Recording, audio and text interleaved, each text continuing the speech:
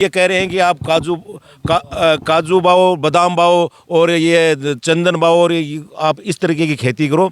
तो किसान जो ये सोच रहा था कि हमें सब्सिडी मिलेगी खाद पे, बीज पे, यूरिया पे, डीजल पे, वो सब कुछ इस बजट में कुछ नहीं है। किसान जो जब से ये मोदी सरकार है वो किसानों को मारने का प्रयास कर रही है और लगातार इसी बजट में आज ये देख रहे हैं जी। हम किसानों की आय 2022 में दोगुनी कर देंगे। किसानों की आय दोगुनी होने की बजाय आय 4 गुना घट गई है। किसान को ऊपर आने नहीं देते। किसान को ये समझते हैं कि हमेशा ये दबा कुचला रहे और इसकी आय घटती रहे, तो इसलिए हमारे को वोट देते रहे। किसान को वोट की मशीन ही समझ लिया इन लोगों ने कि वोट देते रहे, इनका कुछ होना जाना नहीं है। और 2-3 आदमियों की सरकार है, न तो बीजेपी की सरकार है, ये मोदी और अमित शाह और अडानी अंबानी की सरकार है। नहीं, किसानों को तो मोदी साहब जो पहले हर साल की तरह जो झुंझुना पकड़ाते हैं ना, वो झुंझुनिया आज भी पकड़ा दिया। पहले वो झुंझुनिया छोटा होता था और आज बहुत बड़ा दे दिया इन्होंने। हाँ, लोगों को उम्मीद थी कि अब की बार जो पिछली बार का बजट दिया था, पहले जो किसानों को मार रहे थे, अब की बार उससे ज़्यादा मारेंगे, ये उम्मीद थी हमें और वो मिल गया हमको। एग्रीकल्चर का मिनिस्टर वो होता है जो एग्रीकल्चर के बारे में जानता ही नहीं, तो उसको तो एसी में बैठ करके वो बजट तैयार करते हैं। उनको ये लगता है कि जो हम बना रहे हैं वो बिल्कुल फिट है, लेकिन जब धरातल पर आते हैं ना, तो किसान की जो स्थिति होती है वो सबसे बुरी होती है।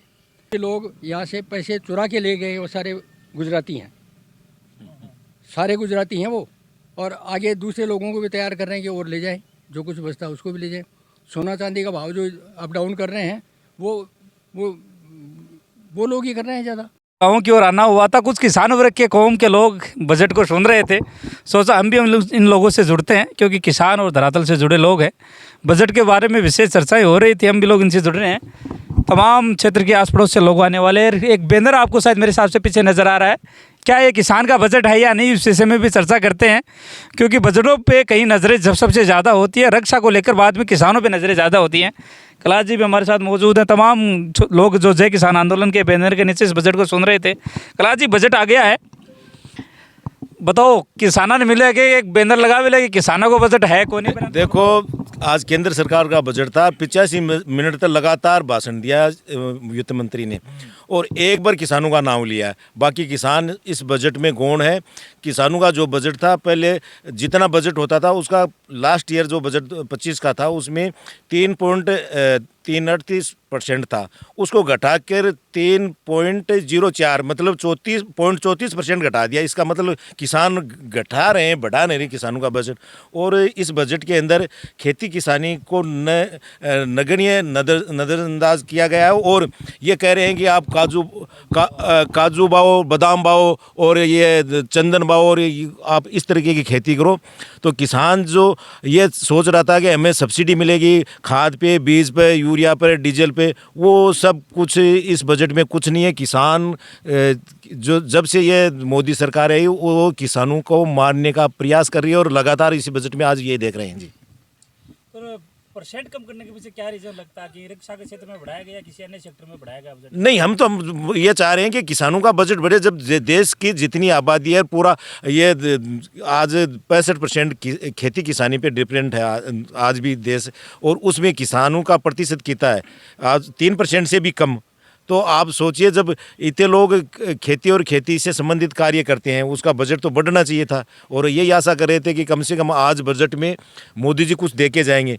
और ये भी सोच रहे थे कि किसान सम्मान निधि जो 2,000 रुपये ये 6,000 रुपये देते हैं, ये सोच रहे थे आज कोई 24,000 कोई 48,000 रुपये करेंगे, ऐसे सोच रहा था। वो 24 तो करेंगे, लेकिन जिस तरीके से ये कह रहे थे, जब चुनाव में 14 में आए थे, ये कह रहे थे कि हम किसानों की आय 2022 में दोगुनी कर देंगे। किसानों की आय दोगुनी होने की बजाय आय 4 गुना घट गई है और इसको बजट में लगते यही तो भारत कृषि प्रधान देश है, लेकिन बजट के अंदर सबसे कम इनको आंकड़ों में रखा जाता है।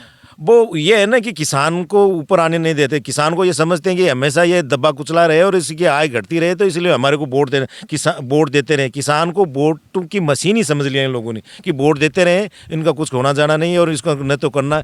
इनको सिर्फ पूंजीपति हैं, उनको बढ़ाना। अडानी और अंबानी उनके पेट भरने आज पूरे देश भर के जितने भी कल कारखाने हैं, हवाई जहाज़ है, एयरपोर्ट है, ये सब बैंक है, बीमा है, और ये कृषि क्षेत्र भी इसको अडानी अंबानी को दे रहे हैं। खान दे दी, सब कुछ दे दिया, बैंक दे दिया। ये 2-3 आदमियों की सरकार है, न तो बीजेपी की सरकार है, ये मोदी और अमित शाह और अडानी अंबानी की सरकार है। और ये किसान को आज जिस तरीके का बजट दिया है, आज किसान निराश है और खाली हाथ बैठा है आज किसान। नहीं, किसानों को तो मोदी साहब जो पहले हर साल की तरह जो झुंझुना पकड़ाते हैं ना, वो झुंझुनिया आज भी पकड़ा दिया। पहले वो झुंझुनिया छोटा होता था और आज बहुत बड़ा दे दिया इन्होंने। इसके अलावा तो कुछ देने को तो था नहीं। सब कुछ ले तो लिया अपन से। कल ही मोदी जी कह रहे थे पंजाब के जवानों से, पंजाब के लोगों से कि भैया आप फौज में आओ। तो उन्होंने कहा हम फौज में क्या करेंगे, फौज में तो सिपाही होता था, आपने तो हमारा नाम भी बदली कर दिया, अग्निवीर कर दिया। पैसे आपके पास देने को है नहीं, तो हम फौज में मरने के लिए चाह रहे हैं, क्यों जाएं हम। फौज को उन्होंने कंडेम कर दिया। मैं पहले किसान का बेटा था, फिर बीच में जवान बना और वापस अब किसानी कर रहा हूँ। तो दोनों तीनों चीज़ें मैंने देखी हैं आराम से। किसानी कैसे करते थे उस समय भी यही हाल थी लोगों की। उस समय लगान इतना ज़्यादा था कि अपन लगान पूरा नहीं कर पाते थे। किसान वो वैसे के वैसे रहा। बीच में थोड़ा वो किया था किसानों के लिए। वो जब माल माफ़ हो गया और सरकार ने ये जो हरित क्रांति लाई, उसके बाद किसान थोड़ा ऊपर उठने लगा था और वो घर का अनाज खाने लग गया। प्रॉफिट में तो फिर भी नहीं, इतना नहीं था, लेकिन अब तो बिल्कुल ही जो खेती करता है ना किसान, वो तो घाटे में जा रहे हैं। सर, अब इस बार उम्मीदें क्या थी आपको बजट को लेकर, क्या उम्मीदें थी? उम्मीदें तो बहुत थी, लेकिन उम्मीद क्या करें। उम्मीद के बराबर तो कुछ भी नहीं दिया, रुपए में एक पैसा भी उम्मीद के बराबर। हाँ, लोगों को उम्मीद थी कि अब की बार जो पिछली बार का बजट दिया था, पहले जो किसानों को मार रहे थे, अब की बार उससे ज़्यादा मारेंगे। तो किसान की जो इच्छा होती है वो सरकार कभी पूरा नहीं करती, किसी भी बजट में नहीं करती। हाँ, एक बार ज़रूर वो ये कहते हैं, क्योंकि बयान देने में तो वो माहिर होते हैं। जो भी नेता बन जाता है, कोई भी पार्टी का हो चाहे, वो बयान देने में तो माहिर होते हैं, लेकिन एक्चुअल में कुछ करने के लिए स्थिति में है नहीं। आज किसान की सबसे बड़ी समस्या ये है, सबसे पहले पानी की समस्या है। बजट में पानी के बारे में कोई सवाल ही नहीं किया। फिर खेती को करने वाले बच्चे जो कॉलेज में चले गए वो तो हाथ लगाएंगे नहीं, बड़े बूढ़ों की हिम्मत नहीं रहेगी, मजदूर मिलता नहीं, और रोज दो के अगर फसल तैयार कर ली जाए तो बाज़ार में उसकी वैल्यू नहीं मिलती। तो किसान तो हमेशा वैसे ही बजट के बारे में तो सोचने की ज़रूरत ही नहीं है, क्योंकि कुछ देना तो है नहीं गवर्नमेंट ने। गवर्नमेंट तो चाहती है कि किसान इनका अडानी अंबानी का वो नौकर बन जाए, और ये होगा 2047 तक। इन्होंने जो विकसित भारत का लक्ष्य रखा है, उसमें यही है इनका कि जितनी भी ज़मीन है वो उन बड़े लोगों के पास चली जाएं और ये जो किसान हैं उनके यहाँ मजदूर बन जाएं। तो ये उदाहरण तो पहले भी हमने देखा है, जैसे गोटड़ा की बात करें या आपकी खिरोड़ क्षेत्र में आने वाला ये पंजोड़ा की बात करें, जहाँ हम लोग बैठे हैं, सीधे ही कहीं ना कहीं कॉरपोरेटिव लोगों को देने की कोशिश की है। आपके 500 बीघा का जोड़ा जो पंजोड़ा है, दिया ही है भाई। मतलब किसान की तो चलती नहीं, किसान सारे इकट्ठे होकर के हमने 12-13 साल तक वो आंदोलन चलाया, और उसमें भारत के बड़े बड़े लोगों का आकर के हमने वो जो है ना स्वागत किया। इन्होंने बोला भी कि भाई यहाँ फैक्ट्री नहीं लगनी चाहिए, लेकिन उसके बावजूद भी लगी है। किसानों की सुनता कौन है? गवर्नमेंट कहती है हमें रेवेन्यू कहाँ से आएगी अगर फैक्ट्री नहीं लगेगी। फैक्ट्री ऐसी जगह लगाओ जहाँ जंगल है, ये तो उपजाऊ ज़मीन है, अगर पत्थर चाहिए तो लीज पर ले जाओ। लेकिन जो बजट की बात है, बजट में तो किसानों की इसलिए नहीं है, एसी में बैठ करके बजट तैयार करते हैं। आपको क्या लगता है जब बजट आता है तो खाद बीज की बातें क्यों नहीं होती? ज़मीन से जुड़ी बातें, जैसे खाद पानी, इनकी बातें क्यों नहीं होती? उसमें समस्या ये है कि साहब कि जितने भी नेता लोग हैं, नेता मतलब जो मिनिस्टर बनते हैं, वो मिनिस्टर, एग्रीकल्चर का मिनिस्टर वो होता है जो एग्रीकल्चर के बारे में जानता ही नहीं। तो उसको तो एसी में बैठ करके वो बजट तैयार करते हैं। उनको ये लगता है कि जो हम बना रहे हैं वो बिल्कुल फिट है, लेकिन जब धरातल पर आते हैं ना, तो किसान की जो स्थिति होती है वो सबसे बुरी होती है, और आज भी वही है। अब यूरिया का देखो, कह रहे हैं कि वो 40 किलो का इकट्ठा कर दिया, 45 से, और हाँ कीमत वही रख ली है। तो इस तरह से अब करे क्या, किसान क्या करे? अब पिछले दिनों आया था कि महाराष्ट्र अकेले में कितने 1000 किसानों ने आत्महत्या कर ली। बिल्कुल। पंजाब में? आत्महत्या वही आदमी करता है जो दुखी है। अपने आप को कोई मारना कौन चाहेगा? तो किसान सबसे ज़्यादा दुखी है। पहनने के लिए उसके पास अच्छी स्थिति में है ही नहीं, कुछ भी नहीं है। बाल बच्चे भी उनके पढ़ने में स्थिति में इसलिए नहीं है कि उनके पास पैसे नहीं है। अब आप देखो, जितने भी लोग यहाँ से पैसे चुरा के ले गए वो सारे गुजराती हैं, सारे गुजराती हैं वो। और आगे दूसरे लोगों को भी तैयार कर रहे हैं कि और ले जाए, जो कुछ बचता है उसको भी ले जाए।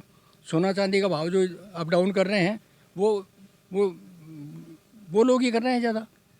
हर किसी के बस की बात थोड़ी है ये सब।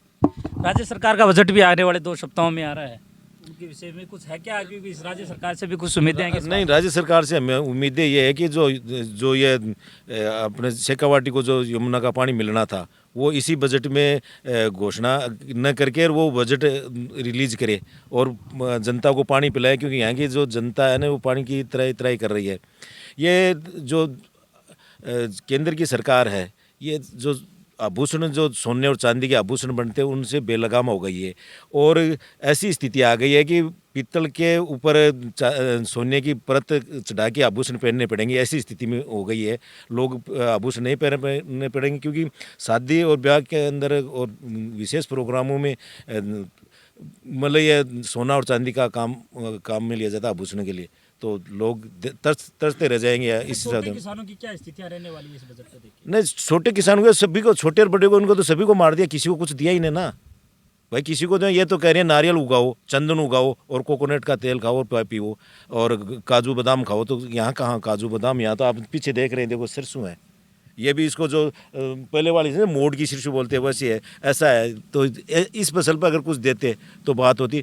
हम एमएसपी की बात करें कि हमें एमएसपी की जो गारंटी का कानून है और एमएसपी पर हमारी फसलें खरीदी जाए, जबकि ये तो बादाम और वो खिला रहे हैं, काजू की बात कर रहे हैं, चंदन बोआ रहे हैं। तो ऐसे इस वहाँ पे चंदन कैसे उगे ये शेखावाटी की धरती पे? जो अपने राजस्थान विधानसभा चल रही है वहाँ मैं उनके सवाल जवाब पूछ रहा था, तो अपने जो विपक्ष के नेता हैं उन्होंने सवाल उठाया कि साहब आपने इनके जो गरीब आदमी हैं, वो जो बुज़ुर्ग आदमी हैं, उनके 1000, 1200, 1500 रुपये जो पेंशन आप दे रहे हो, कम से कम वो तो टाइम पर दे दो। तो मंत्री महोदय का जवाब आ रहा है कि साहब हमने उनको नवंबर की तनख्वाह दे दी, वही पूरी नहीं हो रही अभी तक, दिसंबर, और जबकि उनको तनख्वाह मिलनी चाहिए थी जनवरी की। फिर उन्होंने सवाल पूछा, बोला इस पेंशन पर सवाल मत पूछो। अध्यक्ष महोदय बोलते हैं सवाल मत पूछो, तो फिर बोले बैठे किस लिए हो यहाँ? तो ये सरकार आ गई कि आप सवाल नहीं पूछ सकते साहब। अब सवाल रहा खेती का, फिर आपने दोहराया। खेती में तो मैं खुद काश्तकार हूँ, मैंने प्याज बोए। आज प्याज की हालत ये है कि अब जो उसको निकलाएंगे ज़मीन से, कटाएंगे, और ट्रांसपोर्ट का जो खर्चा लगेगा ना, वो पैसे भी आ नहीं रहे काश्तकार को। और जो 6 महीने से 3 महीने से बीज का भाड़ा पानी दिया वो तो घाटे में गया, करेगा क्या काश्तकार? मोटी बीमारी तो ये हो रही है। सरकार ने बता दिया तो वो चंदन वगैरह खेती अपने हो सकती है क्या, जैसे बताया सरकार ने? हाँ, सरकार ने बता दिया वो सब कुछ हो सकता है, करने वाला चाहिए। नाले से भी गैस बनती है ना, आपने बना के देखा? पकौड़े नहीं खाए आपने? वो तो मोदी जी ने कई दिन पहले बताया था आपको, तो आपने पकौड़े नहीं खाए। तो गलती सरकार की थोड़ी है, वो तो आपकी है साहब। अपनी गलती, ऐसी गलती मत करना आइंदा। तो सरकार है ना, ये एसी के कमरों में बैठ के किसान की तकदीर लिख रही है, और किसान की तकदीर लिखने वाला और उसकी कलम चलाने वाला दूसरा है, किसान का नुमाइंदा नहीं है। जब तक किसान का नुमाइंदा ये अपनी कलम नहीं लिखेगा ना, तब ऐसे चंदन और ये ऐसे चंद्र। किला जी, आप तो आंदोलनों में रहे हैं। किसान कौम ने जब ये आवाज़ उठाई है दबाने के लिए, प्रशासन का हमेशा सरकार ने आगे किया उसको। ये चाहे हरियाणा की बात करें, चाहे राजस्थान के किसानों की बात करें, ऐसा है कि ऐसा है कि किसान को ये हमेशा मारने का प्रयास कर रही है, कि किसान एक उग्र कौम है, और जब ये चलती है ना तो आगे का मोमेंट वो देखती नहीं, वो अपने उस पर जाती है। लेकिन वो इस तरीके से आक्रमण करते हैं, किसान को ये दुश्मन समझते हैं। जैसे ये विदेशी आ गए और उस पर गोले बारूद, उसका हक मांगने के लिए भी कई बार आंदोलन करने पड़ते हैं किसान को। अभी जो अपन बैठे हैं इस जगह में बहुत ज़्यादा 15 साल तक आंदोलन हुए हैं, और ये देखो आज भी ये ज़मीन बची हुई, इसे किसान ने नहीं बेची है। लेकिन हमेशा सरकार है ना, जब जब भी आंदोलन हुए तो दबाने का प्रयास करती है, चाहे वो सरकार की तरफ से तन कैसे भी हो, वो उसको कुचलने का प्रयास करती है। और आज भी इस बजट में भी कुचलने का प्रयास ही किया है। किसान को जो उम्मीदें थी कि पानी है, यूरिया, DAP खाद है, बीज है और डीजल है, ट्रैक्टर है, इन पे सब्सिडी की उम्मीद थी, लेकिन सब्सिडी इसमें नगण्य कर दी इन्होंने। बजट अब बोए पेड़ बबूल का तो आम कहाँ से होए। मैं सोच रहा हूँ इतनी देर से कि उत्तर भारत के अंदर काजू, नारियल, ये खेती कैसे होगी। अब जैसे राजस्थान है, यहाँ हमारे देखिए, उधर देखिए, दिखाइए आप, ये खेजड़ी के पेड़ लगे हुए हैं। अब इस पे नारियल कैसे लगेगा। अब ये बबूल का पेड़ है, इस पे काजू कैसे होगा। तो या तो दक्षिण भारत का जलवायु, क्लाइमेट, वातावरण जो यहाँ उत्तर भारत में प्रवेश करा रही सरकार, या उत्तर भारत के किसानों को दक्षिण भारत में शिफ्ट कर रही है। तो हर एक क्षेत्र की खेती अलग होती है, हर एक क्षेत्र का जलवायु अलग होता है। तो उस चीज़ों को ध्यान में रखते हुए सरकार को ये फैसले करने चाहिए थे किसानों के प्रति। और भारत एक कृषि प्रधान देश है, कॉरपोरेट नहीं है। लेकिन जो बजट आते हैं हर साल, कॉरपोरेट बजट आते हैं। किसानों के हित में आज तक किसी भी प्रकार का बजट कोई दिया नहीं गया है, कोई किसानों को फ़ायदा नहीं दिया जाता है। अब रेट नहीं बढ़ा रहे हैं खाद की, लेकिन खाद की जो 50 किलो का जो कट्टा आता था, बैग आता था, वो 45 हो गया और 45 से अब 40 हो गया, लेकिन रेट आज भी नहीं बढ़ी है। तो यही सब चीज़ें हैं। तो ये कहावत एकदम सही है। अब बोए पेड़ बबूल का तो आम कहाँ से होए। अब सरकार तो हमने ही सबने मिल के बनाई है। अब हम उनसे उम्मीद करेंगे। अब उम्मीदों पे खरा उतरना और न उतरना सरकार के ऊपर निर्भर करता है।